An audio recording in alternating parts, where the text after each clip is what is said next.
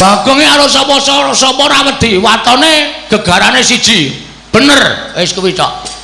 Nek aku bener aja kok menungso. Dewa mudhun wae Bagong ora gigrik. Gong, lambene sing apik, Gong. Kok nyebut dewa barang iki lho. Wah, ya. Waduh. Mudar kowe. Ngono nek Bathara Narada apa Bathara Guru tekan kene piye? Ya ora dewa wis.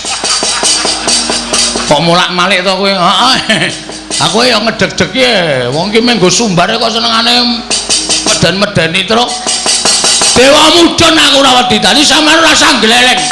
Apa rumasamu sampean nggo soto Kurawa pirang-pirang dianggep Bagong wedi karo sampean. Loh, nek ngono kowe wani karo Bagantuna, sing tak wedeni awamu. Ayo, nek pancen kowe wani karo Bagantuna, nendi papane wong enter kanthi dayan. Aku manut, metu Jawa. Piye? Metu Jawa. Wis tenan yakin metu Jawa? Ora getun. Goa sawat teklek ndasmu lho. Sore-sore omongane ora. Jaba golek nggon sing jembar. Ayo, Bagong kalah karo Begawan Durna. Bumi langit tanggep. Wah, kowe iso ngalahke Begawan Durna. Sasat iso njara langit. Semar boyongan. Waton kowe iso nglangkai kuwandane Petruk. Oh.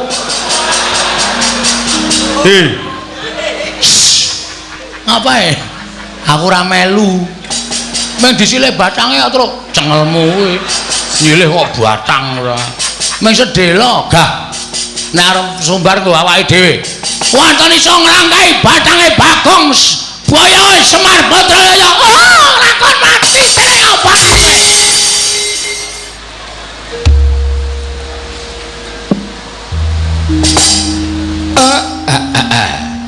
Blegegek ugek sadulita mel.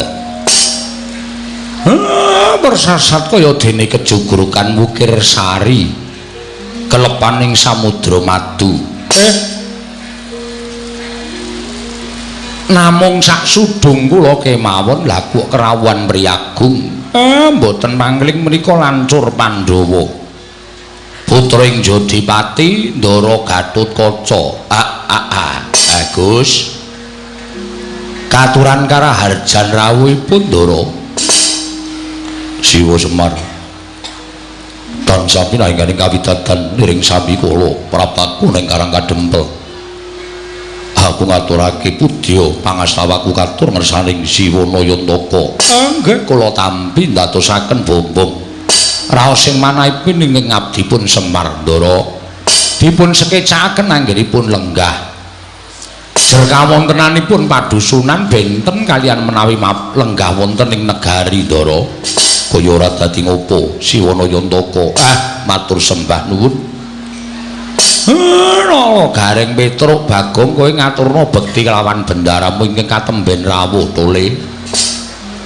Ngestakaken dawuh, Pak. Ndara Gatotkaca kula ngaturaken sembah pangabekti kula kunjuk Ndara. Ya nala garing tak tumpuk. Ora liwat pangestuku Tampanana. Nun inggih sangat anggen kalih ndadosaken jimat paripih. Dipun sekecakaken anggenipun lenggah. Ya garing kaya wis ora kurang prayoga. Kula ngaturaken sembah pangabekti kula kunjuk Ndara. Panakawan Petruk tak tumpu pangestuku Tampanana. Nun inggih dipun sekecakaken lenggahipun nggih, Tin. Ya Petruk kaya wis ora kurang prayoga. Kula ngaturaken sembah pangabekti kula kunjuk Ndara. Panakawan Bagong tak tumpu dipun sekecakaken anggenipun lenggah. Ya Bagong kaya wis ora kurang prayoga. Nun inggih sampun boten kirang prayogi anggenipun dipun lenggahaken wonten ing dalemipun bapak mriki. Ya Bagong kaya wis ora kurang kepenak. Janur gunung kadingaren teka ndika Ndara rawuh wonten ing Karang Kadempel. Menapa dipun utus pepunden Pandhawa? Upami Semar menika nandhang kalepatan dosa menapa ing badhe kula sandhang kula mboten badhe selak. Nanging menawi badhe nampi bebingah lajeng lelabetan menapa ingkang sampun kula lampahi. Gus, monggo kula aturi paring pangandikan. Ingkang abdipun Semar nedya nganglungaken jangga nelingaken Karna Ndara. Siwa Semar panjenengan kepara nyata sawanku ngersaning Siwa Nayantaka dudu pribadining Gatotkaca.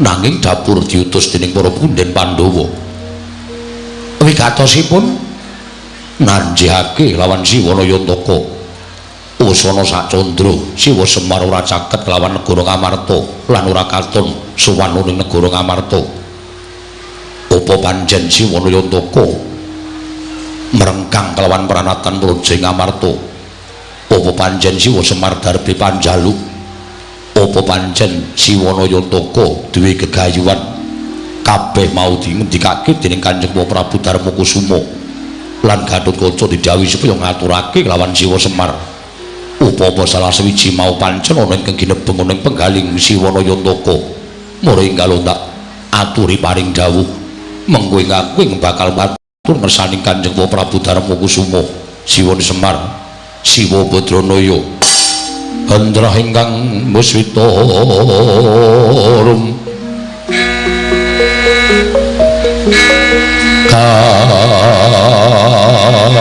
kasilring samirana mrih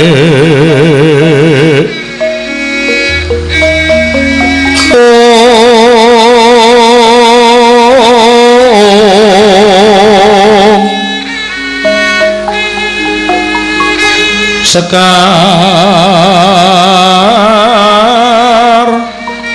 gadung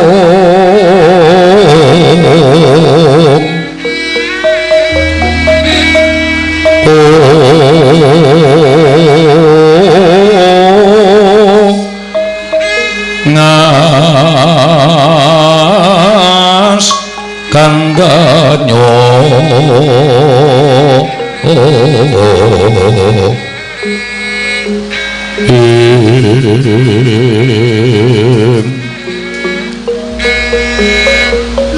maweh raras renaning driya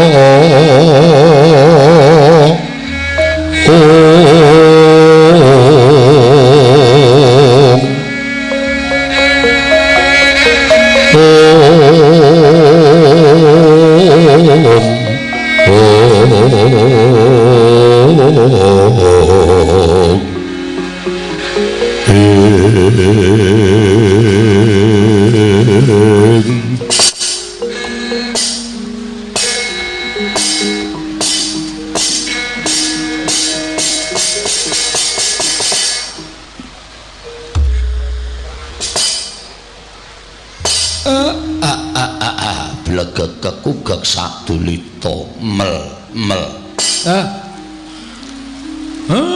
matur nuwun nggih Den dene mboten kanyana-nyana wontenipun Semar sawetawis wekdal caket kalawan negara Ngamarta menika ndadosaken kawigatosanipun sinuwun Prabu Punta sakadang dumunten wonten pandangan lumantar ndara kula Gatotkaca Semar kok sampun pinten-pinten candra menika mboten sowan kula nyuwun pangapunten wonten ingkang kedah panjenengan mangertosi bilih Semar menika merdika tegesipun kula menika urip mboten kewengku dening sinten kemawon nanging menapa to sababipun kula tansah caket wonten negari Ngamarta merga kula niku seneng kali pambegane wong atuwa sampeyan Pandhawa donya pun kaya ngeten kahanane donya wis akeh sing padha minger kiblate tumindak angkara Budi Candala ewadene peranganipun titah ingkang gumlar wonten jagat lah kok tasih wonten Pandhawa satriya gangsal ingkang ateteken ati suci pepayung budi rahayu mongko kula golek wong sing kaya Pandhawa niku wis susah wis mboten nate ketemu lan wis ora iso kepethuk lah kok dilalah ketemu kali para Pandhawa mula kula gandrung kalian para Pandhawa kula niku nek gandrung kali wong sing ambege sadu budi niku kula nuwun sewu pengin cecaketan pengin sambet memitran ning ora kok terus Semar niku terus nyorohake awak ngabdi wonten negari Ngamarta menika mboten lho Den nuwun sewu sampun ngantos klintu ing penampi ndara-ndara kula Pandhawa. Mila menawi wonten pandangun Semar kok wis pirang-pirang sasi ora sowan menika. Kula nuwun sewu, kula menika dereng dipun rengkuh dados abdi lan kula dereng nyorohaken awak kula minangka dados abdinipun para Pandhawa. Semar tasih minangka dados kami tuwaning Karang Kadempel. Mboten wonten sanesipun. Mengkono Siwa Semar nggih. Terus panjenengan paring dawuh Semar apa duwe panjaluk mboten? Sithik mawon kula mboten darbi panjaluk napa-napa. Kula cedhak kalih Pandhawa niku persasat kaya wis entuk kanugrahaning para Jawata. Kula cedhak kaliyan para Pandhawa nika persasat kaya entuk kanugrahaning Gusti Kang Maha Tunggal. Dene kula dicaketke kalih wong-wong sing ngateteken ati suci pepayung budi rahayu kados Pandhawa. Mila nek panjenengan paring dawuh apa Semar darbi panjaluk mboten Ndara. Luwih-luwih kok gegayuhan. Sing ajeng kula gayo niku napa? Kula niku wong sekeng, wong ora duwe. Kula niki ming kawula, kula niki ming abdi. Upama duwe gegayuhan nek nganti keprungu tangga teparo mengko ndak disebut cecak muntal cagak, cebol gayuh wulan wuta ngitung lintang tangeh kelakone cepak murunge. Pun urip kula sak madya mawon. Upama diparingi bebungah saka sing kuwasa nggih kula tampa kanthi ngucap syukur ngersaning Gusti. Dene ora sing jeneng titah menika dipun wenangaken budidaya. Ya sak kamat-kamat pripun carane pambudidayaning Semar ya tetep kula ajeng budidaya. Ning nek kula kon duwe gegayuhan niku tesih adoh saking pangunek-uneking Semar Ndara. Mengkono Siwa Semar nggih. Mula sampeyan boten sah ewet pekewet napa sing didhawuhke ingkang wae Ngamarta sampun panjenengan ndikaaken kaliyan ingkang abdipun Semar. Upama mangke panjenengan kundur teng negara Ngamarta niku mangendikake mawon napa anane sing kula wangsuli enten mriki supados ndara-ndara kula Pandhawa ugi samire prisa mboten lajeng gadahi panyakra bawa bilih Semar sampun suwita wonten negari Ngamarta menika dereng Ndara. Siwa Semar iya nggih niku mawon sing isa kula aturke kalih sampeyan. Wondene saklajengipun kula nyadhong dawuh timbalanipun Ndara Gatotkaca. Monggo dawuhing Kanjeng Prabu Darmakusuma. Yen to Siwa Semar sagu lan keduga tak boyong dina iki bareng sak lakune Gatotkaca bakal tak sowanake marang negara Ngamarta. Iku monggo ingkang dadi kebenganing rasaku Siwanayantaka. Mangke riyen den. Niki katone kok mboten ming sampeyan. Sing duwe karep kaya ngoten niku mboten kok sampeyan. Mergi kula wis entuk sasmita saka ngersaning Gusti. Nek sing duwe panjangka kaya ngoten niku mboten ming sampeyan, nanging akeh sing kepengin cedhak karo Semar, sing kepengin caket karo Semar. Ning kula kudu prayitna ngati-ati. Sebab nek mboten nganti nganggo kaprayitna sing titis kleru nggo kula milih mangke malah kriwikan dadi grojogan geguyon dadi tangisan Ndara. Palukon lakune nglekas Bukit linuting kidung katurung hamomong mangun manah ayu ana tanah kolong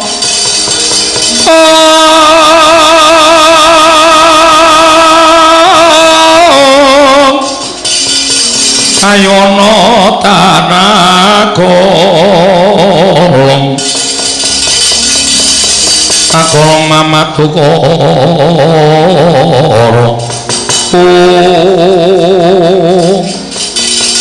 sebebiar kataliko nangko semanten manter pangandikanipun iki Lurah Nayantaka tinambi Raden Gatotkaca miwah sanggya para kawula ing Karang Kadempel ingkang sami midhangetaken sabdaning iki Lurah Nayantaka dadak sakoleng mangke geger njaba apa to kang dadi darunane ora ana mancan ora duduk saka wantil kejawi namung wonten satunggiling wanara ingkang kusika seta minggah madaning pendhaping padukuhan dadosaken cingak kang samya mulat ngrepepeh pindha sata metarangan lampahing sang wanara Titiyane Gandayane Trisanya Trisanya Purnama sasi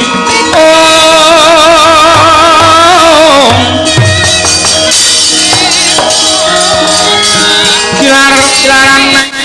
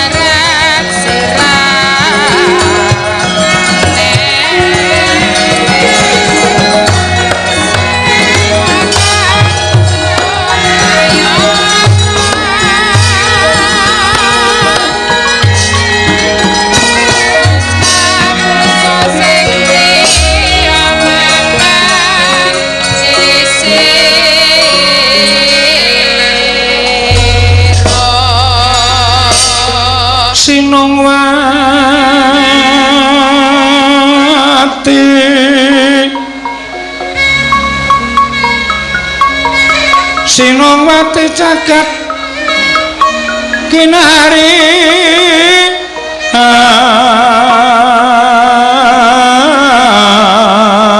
among mbak lumembak ombak ing samudra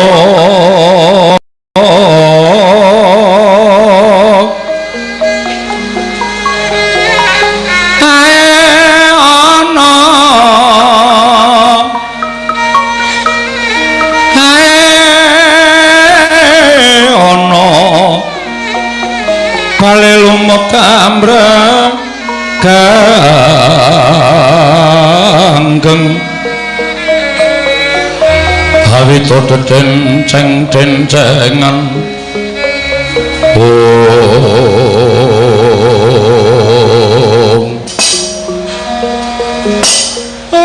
tak kira bakul kapuk munggah ning pendopo.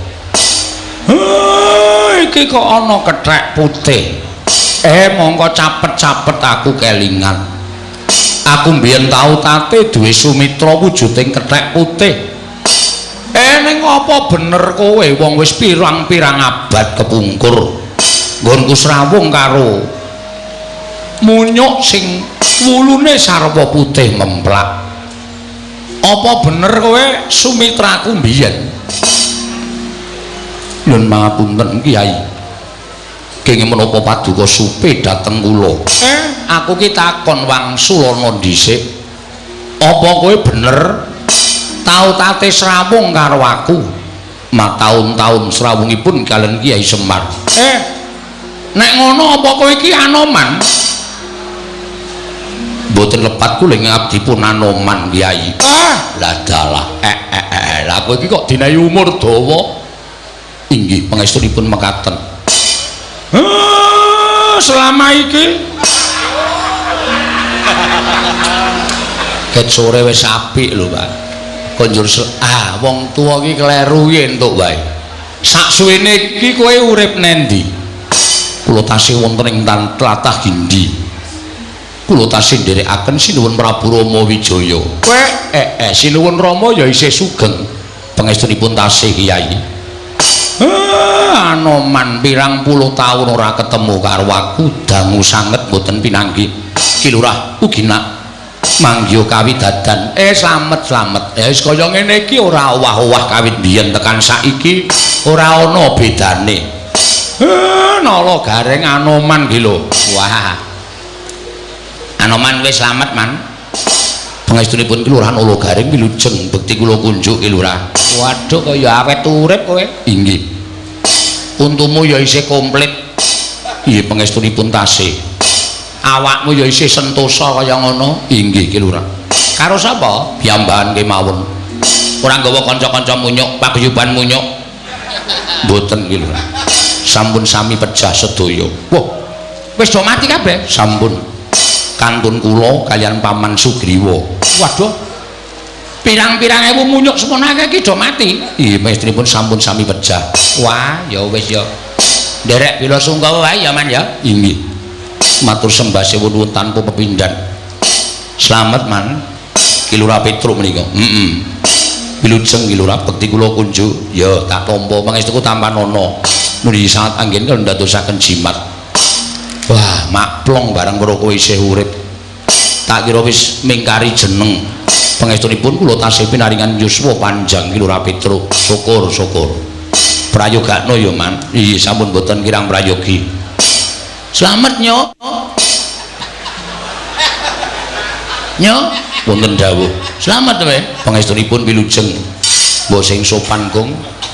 Arep munyuk ning iki senopati. Iki satriya ora nyanyuk. Satriya ning wujude apa takono? Ayo wujude munyuk. Munyuk ya dundang nyuk ya rasa selak. Wong iki apa anane? Dundang nyuk ora gelem rasa dadi munyuk. Gugat karo sing kuwasa.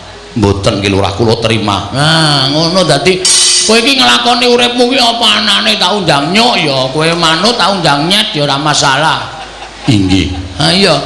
Slamet. Pangestunipun Ki Lurah Bagong wilujeng bekti kula kunjuk. Tak tampa ta? Ora nggo kanca rombongan? Mboten. Namung piyambak mawon Ki Lurah Bagong. Wis do mati ya? Sampun. Munyuk sing raine wedhus wae? Kapimindo. Ha ya mati. Pejah. Munyuk sing raine boyo? Kapisarobo. Menika ugi pejah. Munyuk sing buntute dawa banget kae? Cacing kanil menika ugi sampun mboten wonten. Waduh, sareane nanti aku arep ngirim sedaya mboten pejah tanpa tilas. Wah, wis cilaka tenan. Mengkari kowe. Inggih, mekaten Ki Lurah. Ayo wis toto-toto mati. Lho. Kondur toto-toto mati ora. Kula menika tasih panjang umuripun. Heeh. Sugriwa isih tasih. Wah, jan kae gleleng dhewe kae ketuane munyuk. Inggih. Wis gek matur karo bapak wi kegatene apa? Anoman ngono apa? Lah kok dadi kowe sowan mongko tanpa taliwara. Ki Lurah.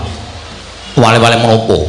Sowan kula menika mboten saking pikajengan kula piyambak, namung dapur dipun utus dening pepunden kula Sang Prabu Sri Rama Wijaya. Dene wigatosipun sapengker panjenengan nilar negaring Pancawati, penggalipun Sri Prabu Rama Wijaya. Katingal mboten gadhahi karkat katingal pepes bayu kang tapis pasuryanipun pendak-pendak tansah katingal rengu sareng kula wantunaken munjuk atur ngesanipun Sang Nata Prabu Rama Wijaya menapa ta sababipun dening gadhahi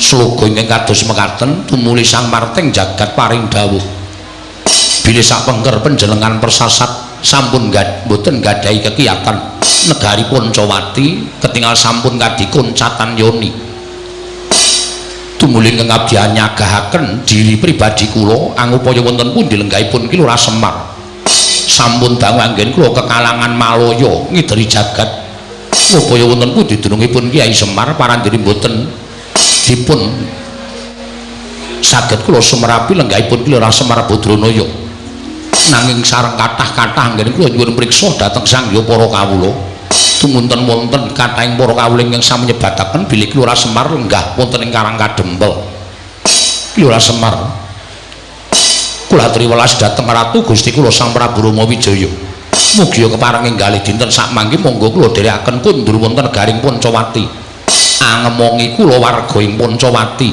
kados wingi uni Kyai Semar Badranaya ya tak tampa omonganmu tak tampa ning kosek aku durung bisa menehi wangsulan kelawan kowe merga rasaku isih giduh pikirku isih bingung isih kodeng merga kahanan iki lah kok dadi kaya ngene akeh-akeh sing padha kepengin ngayunake kelawan Semar Badranaya ya Anoman ning kowe bali ora bakal bali nglenthung tegese tanpa atur saka aku mekaten ki Lurah mengko bakal ana aturku ingkang bakal kunjuk Sri Rama Wijaya supaya lega penggalihe aja nganti kowe mengko dinukaran dening Sang Nata ing Poncowati Senggana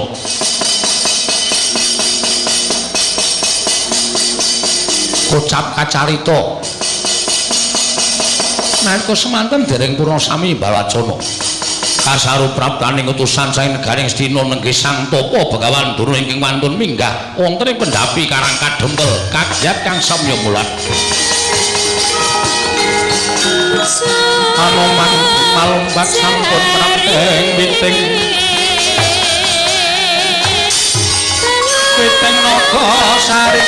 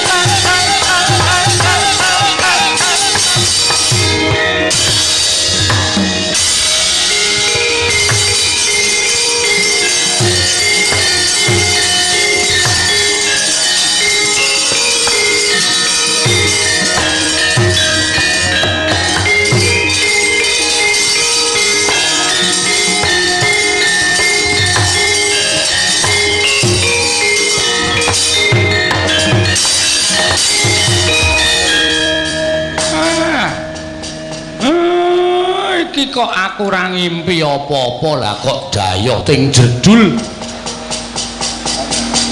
lagi wae Anoman durung rampung nggonku nampa ature Senggana Penemban winanto ing suka basuki rawuhipun Penemban gandhak bleguduk suwaru gembel Sumarante awela iya Semar slamet tekaku ning Sambikala Praptaku dipun sekecaken anggenipun lenggah Penemban wis ora kurang prayoga Praptaku ning Karang Kadempel kene Penemban Penembahan kula ngaturaken bekti kula kunjuk. Oh, nala gareng tak tampa, pangestu tampanana. Lho nggih, sangat anggen kula ndadosaken jimat. Penembahan kula ngaturaken bekti. Petro kantong bolong tak tampa pangestu tampanana. Lho nggih, sangat anggen kula ndadosaken jimat. Penembahan kula ngaturaken bekti kula kunjuk. Oh, Bagong tak tampa.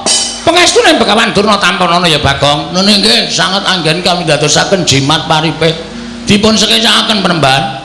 Wis ora kurang prayoga nggonku prapta ning Karang Kadempel. Penembahan enten menapa? Sengkan-sengkan datan pepoyan rawuhipun wonten ing Karang Kadempel. Iki ngene ya Semar, cekak aos Bloko Suta. Ora usah dadak kalang-kalang rembuku, sing wigati tak jujuk wae. Supaya kowe nggak ngerti apa to sababe dene Begawan Durna kedarang-darang prapta ning Karang Kadempel dina samengko iki. Nggih. Niku langkung prayogi. Sowanku tak praptaku ning Karang Kadempel iki sayekti dudu saka pribadiku dhewe. Nanging pancen aku diutus dening anak Prabu Duryudana. Yen anak Prabu Duryudana kuwi nampa sasmitaning Jawata. Ngastina lan para Kurawa bisa njayeng bawana. Satemah negara Ngastina saka kondhang Kalukengrat yen to kudu tinunggan dening Semar Badranaya. Mula tumuli anak Prabu Duryudana utus kan Begawan Durna sowan ning Karang Kadempel. Ingkang wigati dina iki kowe tak tanting ya Semar. Kowe tak tanting maragake kowe wangsulan karo aku. Uripmu kepengin ajeg kaya ngene iki apa mukti? Nggih. Lah pripun to? Nek kula urip kepengin ajeg kaya ngeten iki pripun? Nek kepengin mukti pripun? Nek kowe kepengin ajeg kaya ngene iki uripmu sekeng ora duwe mlarat apa-apa sarwarkasa, ya wis ngono kuwi wae uripmu rasa dowahi. Nek yen kowe kepengin sugih, kowe kepengin duwe dadakan dina iki ayo, kowe melu aku tak boyong menyang negara Ngastina. Kowe tak boyong menyang negara Ngastina, kowe momong marang para Sata Kurawa, kowe manggon ning negara Ngastina sak lawase uripmu. Kowe ora usah nyambut gawe, kowe ora usah ketayalan menyang sawah, menyang Tegal. Kabeh apa sing tak butuhake bakal dicawisake dening anak Prabu Duryudana. Aja kok wujuding tangan, nadyan sandang sarta Prabeya kabeh bakal diwujudi dening anak Prabu Duryudana lan diparingi dening anak Prabu Ngastina. Lho apa ora kepenak? Iki salah sawijining cara nggo ngowahi karo uripmu lho Semar, nggo ngowahi karo uripmu. Ing ngatasé kowe kuwi sawijining titah mongko kondhang Kalukengrat persasat jagat iki iso nyebut pusaka ingkang bisa kandha, jimat ingkang bisa ngucap kuwi mung Semar Badranaya. Ning bareng padha tekan Karang Kadempel kabeh padha mlengos. Kabeh padha ngrasani karo kowe. Ing ngatasé Semar ki wong kondhang Kalukengrat. Lah kok omahe kaya ngene iki? Ya bener kowe duwe pendopo. Ning kok separo gendeng, separo plastik. Apa wangun kaya ngono kuwi? Nek kira-kira ora kuat gendengi, omong karo Begawan Durna, mengko tak kirim Semar. Ning ora kaya ngene iki, ora ngisini-sini. Ngono? Omahmu kaya mengene iki dimbrokke gawe sing luwih apik. Anak Prabu Duryudana saguh nyukupi, saguh menehi karo kowe apa wae sing tak butuhake mesti bakal kasembatan. Kowe nganggo nyamping saka emas ginepeng. Ayo. Dienggo jarikan, emas kok dienggo jarikan. Apa ana? Sesuk bakale ming kowe sing nganggo, ming kowe sing nganggo. Kowe suweng ya ora ming lombok nganti bosok kaya ngono kuwi. Nganggo suweng sing gedene sak kurungan jago, men kewer-kewer kupinge. Kuwi ya iso kelakon. Kowe njaluk bayar pira sedina yen kowe gelem ngomong para Sata Kurawa, bakale kowe kelakon. Mula dina iki ora usah dadak tok petung-petung. Ayo mangkat ana ing negara Ngastina, kowe ngomong marang para Sata Kurawa. Wis ngono wae Semar, sing dadi aturku marang kowe. Tak tampa ya monggo, ora ya tegese kowe wong sing ora gelem urip kepenak, wong sing ora gelem urip sing luwih saka sakbarakanmu utawa kawula kiwa tekan Karang Kadempel kene.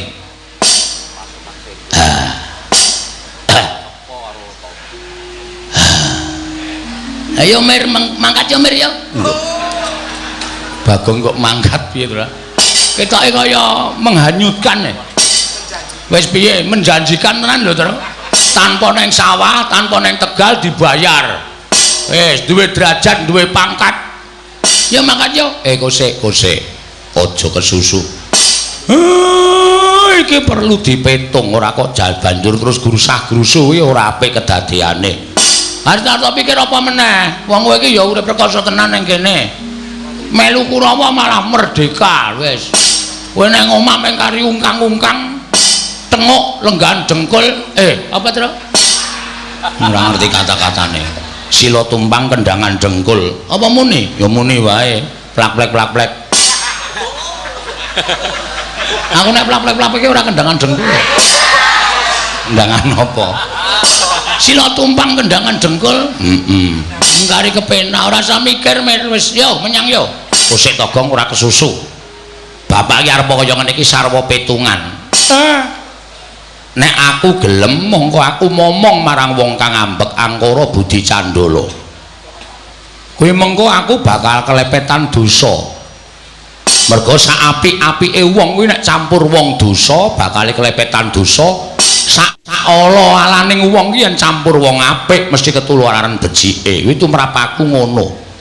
Lah nek aku momong Kurawa iki mengko apa ora aku kebak dosa. Oh ngene Semar, kowe engko yen wis tekan negara Ngastina, engko para sata Kurawa kuwi padha sarujuk bakal insaf. Bakal padha eling. Ora bakal padha tumindakang karo Budi Candala. Waton kowe gelem tekan negara Ngastina. Wis padha janji karo aku. Kurawa 100 cacah klebu anak Prabu Duryudana.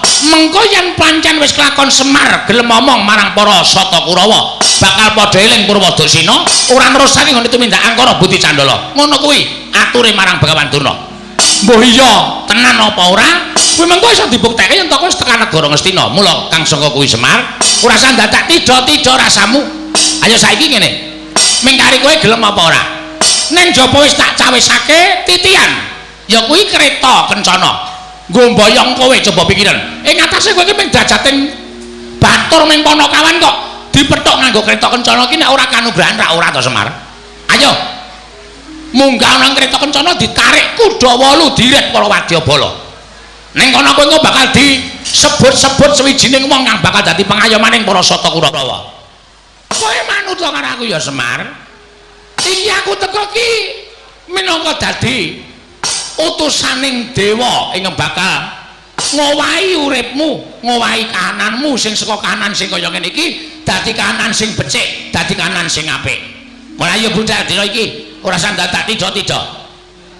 Ning wanter sabdaning anak Prabu Duryudana, Bapa Penemban Durna, menawi Semar dipun imingi-imingi utawi Semar badhepun paringi brana picis derajat pangkat tuwin kelengganing kenginggil ewadene Semar mboten kenggo. Kula sumanggaken dhateng Jengandika Bapa Durna. Purba Wasesa kula borongaken dhateng Jengandika Bapa ing Saka Lima. Ah, tegese aku wis menang purba kalawan kowe. Yen kowe ora gelem tak gawa marang negara Astina, Semar, apa kelakon? Aku nggunakake cara-cara sing kasar. Apa kelakon? Aku kudu nggunakake cara sing nalisis saka angger-angger kautaman. Yen perlu karang kadempel kene iki tak bumi angus supaya kowe gelem pindah ana negara Astina, Semar Batranaya.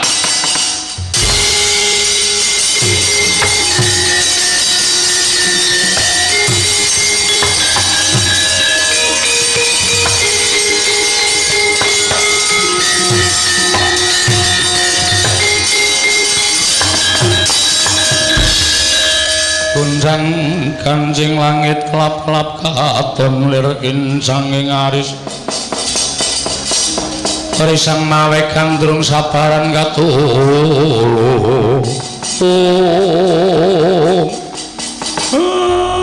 Bagong kowe arep ngopo? Kowe mau rak wis mathuk melu Begawan Durna. Kowe aja nesu, kowe melu Durna kono nek Semar ora arep tekan ngendi-endi. Sik, Pak. Perkara iki bareng Durna ngendika utawa omong nek Semar ora gelem digawa nyang negara Ngastina, karang kadempel arep di bumi angus. Iki wis dudu perkaramu dhewe, Pak. Ning iki ngembet keselametaning kawula sareng kadempel. Kawula sakarang kadempel bakal katut cilaka nek bapak ora budal ning negara Ngastina. Monggo Durna iki nek omong ora tau ming sembrono. Durna iki nek omong nyata apa anane merga iki pendhita ning pendhita wong ning kuwi dudu sak barakamu. Kowe ming batur, Durna kuwi piyayi, kowe aja pisan-pisan wani wangsulan. Piyayi iki nek ning kraton. Nang kene padha-padha menungsane.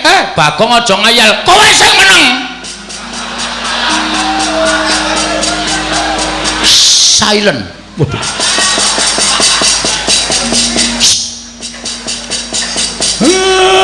Aku ki bapakmu, aku ki anakmu. Lah iya manuta karo anak. Aja ngeyel. Iki tak rampungane. Kowe ora ana perkara karo kowe. Nek mung ngrasani sampean tok ora masalah, ora ana perkara karo sampean. Ning iki ngrasani Karang Kadempel ya, Pak. Saploke aku dilantik dadi linmas Karang Kadempel ki. Aku ora trima nek ana wong ngrasani rusake Karang Kadempel. Sakarepmu nek kowe dikandhani ora nggugu sakarepmu. Allah becik bener luput lakonana. Mulane kowe meneng wae. Wong tuwa ngeyel ora. Dusi sisan kowe. Bong lantil lho kowe. Wong ora apa-apa arep didusi ora. Penembahan? Loh, iki Bagong. Heeh. Loh, ora basa. Tak basanono iki ra ora ming dadine padu. Mula ora ana wong padu kok basan-basanan iki ra ana. Aku ngoko sampean ya ngoko. Sajake kowe rada nesu karo aku. Ora ming sajake. Asline nesu. Perkara ndi sing marai kowe nesu? Kowe dadak ngrasani omongmu sing terakhir mau muni piye? Nek Semar ora gelem tak boyone negara Ngastina, Karang Kadempel tak bumi angus. Terus saiki kowe sampean mikir ora? Nek Karang Kadempel mang bumi angus niku sing dadi korban ora ming Semar, ning kawula sak Karang Kadempel. Sing ora ngerti kentang kimpuling lelakon, samangsa-mangsa kathoke suwe kentange metu. Piye, Truk? Ora ngerti kentang kimpuling lelakon ngono tok ora sak mangsa-mangsa. Wah iya kuwi bahane gareng ya. Heeh. Sak mangsa-mangsa. Ora ngerti kentang kimpuling lelakon pojok planet teng kanan kok dadi tok sempyok aradan. Kowe ndek rasa kamanungsan ora ya, Mbak? Duwe rasa kamanungsan ora aku tak takon karo kowe. Sampeyan diutus boyong Semar, wis cukup kuwi wae rembugane, ora usah blender mrono-mrono. Ora usah bereng ngulon ngecat. Rembugan nek Semar gelem diboyong memang boyong ora masalah. Nek Semar ora gelem diboyong wis adile wong takon kuwi diwangsuli, adile wong jilih kuwi disiliki. Nek ora diwangsuli ora disiliki ya wis kudu nrimo. Ora terus ngamuk kaya ngono kuwi. Loh, sejati apa? Sejati ki rokok. Murah kuwi. Sejatine pancen kaya ngene iki niatku. Sapa sing bakal palangi karepku ngene bayang-boyong marang Semar Badranaya, mesti bakal tak katut ke dosane. Nek ngono aku sing arep katut ke dosane. Loh, nek pancen kowe dadi pepalanging Durna, kowe tak katut ke dosane. Fake. Apa gong fake? Fake iki apa? Kuwi lho sing digolesi weteng kuwi lho. Fake iki maksude wis tok. Berarti ki masalahe ora karo Semar, saiki dipindah masalahe karo Bagong. Mergo sampeyan ngendikake sapa sing ngepalangi karepe Durna tetep dadi mungsuhe Begawan Durna. Aku sing dadi pepalang. Loh. Apa kowe wani karo aku? Lho aku tak takon, kapan aku rawani karo kowe? Aku tak takon. Wis, kapan? Wiwit Bagong Cenger lahir saka ngendi ya, Pak? Mbuh. Bagongnya asli sapa, Pak? Mbuh, aku ora caturan. Wiwit Bagong lahir Cenger saka wetenge Simbok. Simbok lho, mbuh. Bagongnya karo sapa ora wedi, watone gegarane siji. Bener, wis kuwi tok. Nek aku bener, aja kok menungso. Dewa mudhun wae Bagong ora gigrik. Gong, lambene sing apik, Gong. Kok nyebut dewa barang iki lho. Wah, waduh. Mudar kowe. Ngono nek Bathara Nrada apa Bathara Guru tekan kene piye? Ya ora dewa wis. Kok mulak-malik to kowe? Heeh. Aku ya ngedeg-deg ya. Wong ki menggo sumbare kok senengane medan-medani truk. Dewa mudhun aku ora wedi. Dadi sampeyan ora usah gleleng. Apa rumasamu sampeyan nggo soto Kurawa pirang-pirang dianggep Bagong wedi karo sampeyan. Loh, nek ngono kowe wani karo Begawan Durna, sing wedeni awakmu. Ayo, nek pancen kowe wani karo Begawan Durna, endi papane wong ngeter kanthi dayan.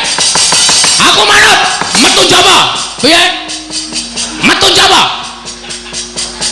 Wis tenan yakin metu Jawa.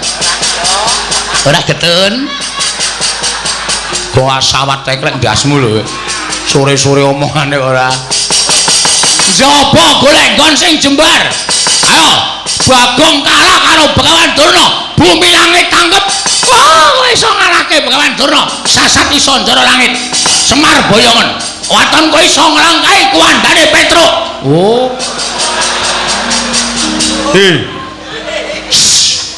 Ngapae?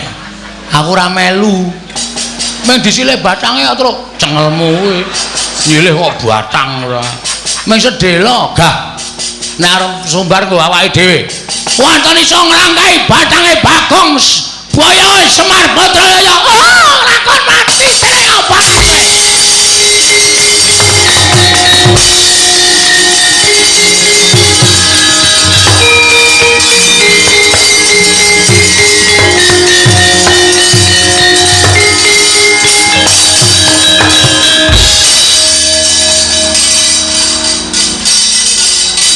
Ngapa Emir? Pak, mbok Pak Gong. Hah? Mbok Pak iki bapakmu. Wong bapake tak undang semere senenge ra Jawa-Jawa. Ngapa Emir? Bayi jane ndek utek ora to? Wah, lah gedene semene kok ora ndek utek. Apa anggapmu semene iki isine susu ya ora mungkin, Pak. Sawangre. Kowe iki ngerti ora? Durna kae nggawa Kurawa. Ngerti. Aku ngerti kok tok tantang. Aja kendel. Aku ki catur kendel kok. Aku wis ngerti nek Durna wani langap-langap. Le omongan ki ngerti nggawa Kurawa. Ora nggawa Kurawa ora mungkin Durna wani kaya ngono. Lah nek Kurawa ngeroyok Karang Kadempel, lho, tandinge sing arep nandingi. Oh iya, Tru. Moh. Tru, moh. Biasane kowe perang lho, Tru. Ora, wis ora arep perang aku kesel. Gareng kae. Hah? Gareng. Gareng yo awake ora petha kok kon perang. Matane kira. Sikile becik, tangane cekot. Aku nek cara Semar nang ndek anak Gareng tak tekak wingi-wingi. Isen-isenke, bentuke ora mutu.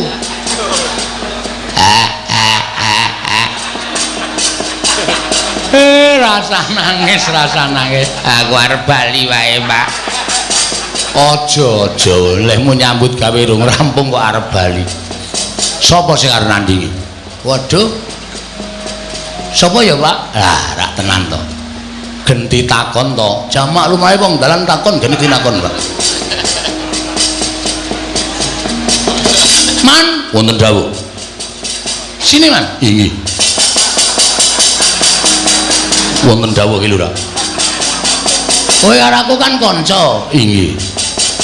Kowe kelingan jaman tak tutke ngetutke kowe nyabrang segara ndengan goleki Dewi Wara Sembadra kae. Lho. Sapa to? Sinta. Heeh. Sinta kemutan. Ketemu karo buta cangkeme amba banget. Halo. Degya kala togok udu. Wil katak sini. Kelingan ta kowe? Kemutan. Sapa sing ngandani kowe nek kowe ning jero wetenge buta? Sapa? Petruk. Wo. Kudu aku apa mbiyen? Didi. Terus jaman kowe arep diserbu prajurit Ngaleng kok, sapa sing ngandani? Ki Lurah Nala Gareng. Aku ngandani apa ya mbiyen, Mas? Panjenengan mboten ngandani napa-napa, minggandul ngalor ngidul mangan melu mangan. Apa-apa kon bayari. Kowe keluwihanku nang kono kowe. Nek ora ana aku, apa isih? Apa mesti ora bakal suda sangumu, ya ta? Nggih. Man, wonten dawuh. Aku ki anake Semar. Semar ki bapakku. Semar arep dibebeda karo Begawan Durna. Arep diboyong sarana peksa. Aku tak takon karo kowe. Kowe isih tresna karo bapak ora? Tasih. Kula kaliyan Ki Lurah Semar menika tresna sanget. Nek Semar lara, kula tentu ngraosaken sakit. Nek Semar mati, kula kecalan. Nek ana sing arep mateni Semar, kula mboten trima. Hei, Kurawa arep boyong Semar. Arep mateni Semar, arep mateni kawula Karang Kadempel. Piye kowe kira-kira wani ra musuh Kurawa? Durung tembung to? Dereng. Engko tak kenalke sik. Bar kuwi terus dijotosi. Oh iya, ngestaken dawuh. Sago, sagah. Wis, ada jalan keluar. Iya. Tenang wae. Wis Pak, tentrem. Tentreme ngopo? Sing arep mungsuh Kurawa Anoman. Senggana mbok ya wis mboten napa-napa iki lho, mboten napa-napa. Kula menika menawi kedah males kesaenanipun kula Semar, menika nyawa kula aturaken dereng saged satraju lan sabobot. Kula menawi wonten tiyang ingkang badhe damel geger karang kadempel kula ingkang sagah betengi. Ora sah ben Bagong wae nggo pengajaran. Wis ana sing sago kok ora sah. Pak pendem tenan wae. Senani meneh aku. Wah, anggere ora tak suntikke kok yakin nengke wae nganti mbatang gong. Karo wong tuwa kok kaya ngono wae. Mengke aku. Wis ana jalan keluar kok ora sah. Semari kita sumbang. Matur nuwun ora sah. Terus engko ora urung ngundang aku gong golekno silian. Nah. Mumet aku ki. Iya. Wis wis kendramu mangono. Nyuwun dipaliraipun Semar Kakang Semar Badranaya. Aku minangka wakiling Semar Badranaya.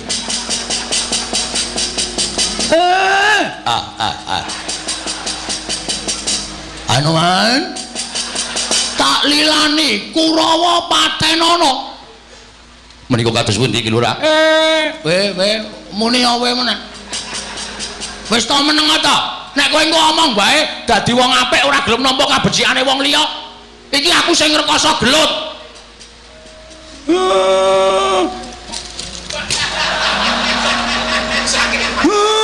Mangkato Anoman lho niki wis paken dawuh.